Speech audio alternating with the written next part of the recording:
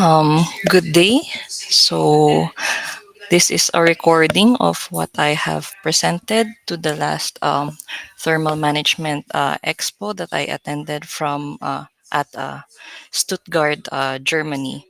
So, the focus of our session is on the fuel cell application. So, the title of my presentation is Advanced Thermal Management Strategies for PEM fuel cells using phase change materials. So, first thing is what is a fuel cell?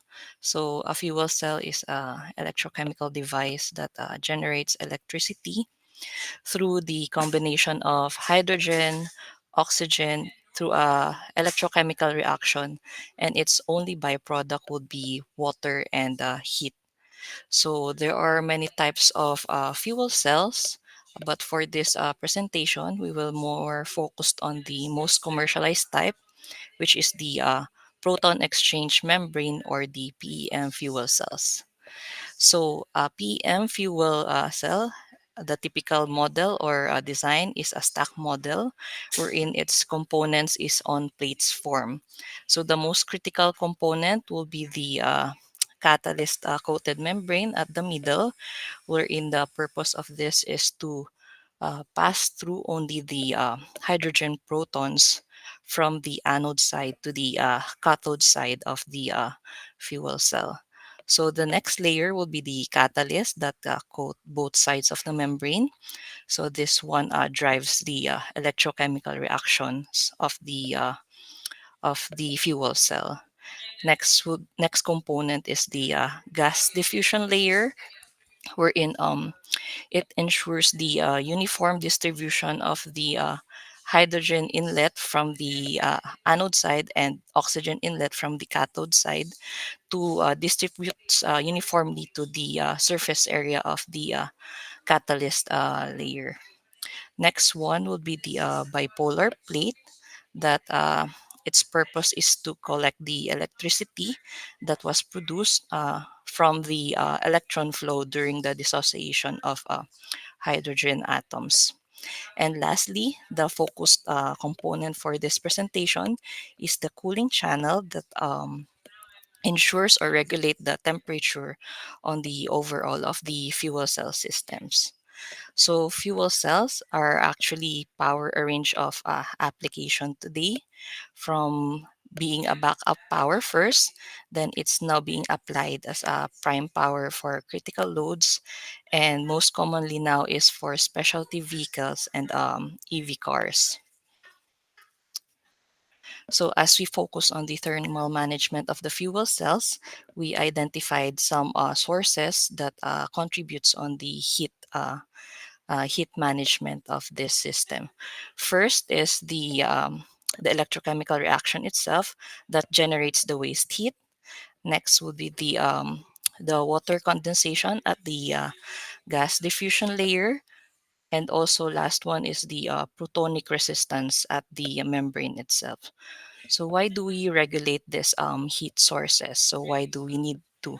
So the first thing is we want to prevent first the material degradation of the catalyst layer and also the GDL layer, since when it will degrade when exposed to high temperature operation and localized hotspot formation. The next one that we want to prevent, the critical one, is membrane dehydration, which is the critical and the middle part of the fuel cell. Since when you have too much heat, this increases the it will dehydrate and increases the risk of physical damage, such as cracking and pinhole formation, which results to high ohmic resistance on the efficiency of the fuel cell. So here are the cooling methods that are now implemented on the different fuel cells application today. So for low power fuel cells, um, they usually installed cheaper air cooling systems, while for mid power fuel cells, they have thermal conductive materials, heat pipes, and vapor chambers as their thermal management components. Next one is the high power fuel cell or the complex systems, wherein right now they are using liquid cooling as their thermal management system. But since we continuously innovate this technology, so we expect that more high-powered fuel cell will come into play in the next few years. So that's why we need to also upgrade or level up our thermal management system. That's why we explore more materials to improve the thermal management. So one material that sparks interest is the phase change material. This material is already commonly used on the we call this energy storage systems, but it's not yet explored on the fuel cell technology. So phase change material, as the name itself, is a material that phase change or phase transition from solid to liquid form. So this phase transition enables the material to absorb thermal energy and release this thermal energy at a certain temperature. So this absorption of energy enables them to regulate the temperature operation of the system. So an ideal properties of the phase change material that we can use for a high power system, or as you can see here, fuel cell, is it has to have a high thermal performance, which is latent heat, thermal conductivity, and specific heat capacity, and also appropriate phase change temperature for the fuel cell application. So for this presentation, we have an inspiration study. Since it's not yet widely used, the phase change material. So what we have here is just a computational study or a simulation study from China, wherein they made thermal management analysis of a PEM fuel cell filled with a phase change material in a cooling channel. So they made a non-isothermal PMFC model comparing the air-cooled only, the fuel cell with air-cooled cooling channels only versus the fuel cell that has incorporated PCM at their cooling channels. So here is the PMFC model that they use, similar to the stock model that I discussed earlier. So for the methodology of the study, they use this governing equation wherein they simulate the heat transfer of the fuel cell operation and also the ion transport of the hydrogen atoms throughout the fuel cells. So as you can see here, some initial results that they have, the temperature distribution between the two scenarios, the cooling channel with air only and the cooling channel with PCM has not really don't have a significant difference since it's only 2 degrees.